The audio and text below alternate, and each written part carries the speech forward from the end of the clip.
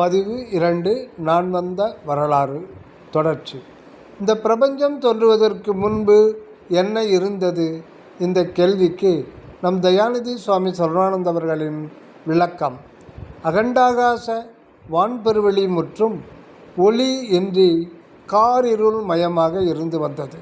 இது பூத ஆகாசம் என்னும் எல்லையற்ற விண்வெளியானது இயற்கையில் ஆரம்பம் என்று ஒன்று இல்லாத அனாதி காலமாகவே இருள் நிறைந்த வெற்றிடமாக அருவமாக இருந்து வந்துள்ளது. இந்த இருள் வெளியிடத்தில் என்ன இருந்தது? இது ஒன்றுமே இல்லாத வெற்றிடம் என்று சொல்ல முடியாது.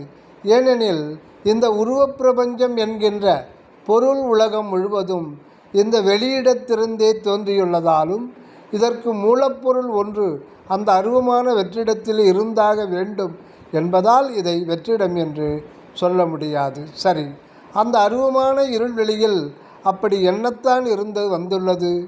இங்குதான் இயற்கையின் அதிசயம், அற்புதம், வியப்பை அளிக்கின்றது.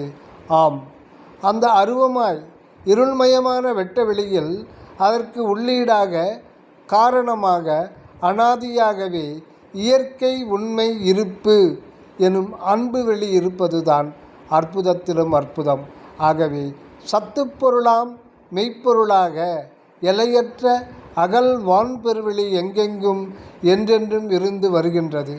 ஆனால் அந்த அன்பு சத்துவம் என்கின்ற பொருளுக்கு அனுபவம் ஏதுமின்றி உண்மையின் இருப்பு பயன் இல்லாதது போல் பாழ்நிலையில் இருந்து வந்துள்ளது. எனவே இந்த பெருவெளி நிறை அருவப்பொருள் தன் உண்மையை என்றும் சதா ஆனந்த அனுபவமாக தன்னைத்தானே அனுபவித்து கொண்டே இருக்கவும் உண்மையின் இருப்பு பயன் பெற உண்மை விளக்கம் செய்ய வேண்டியே முயற்சியுடன் இருந்து வருகின்றது.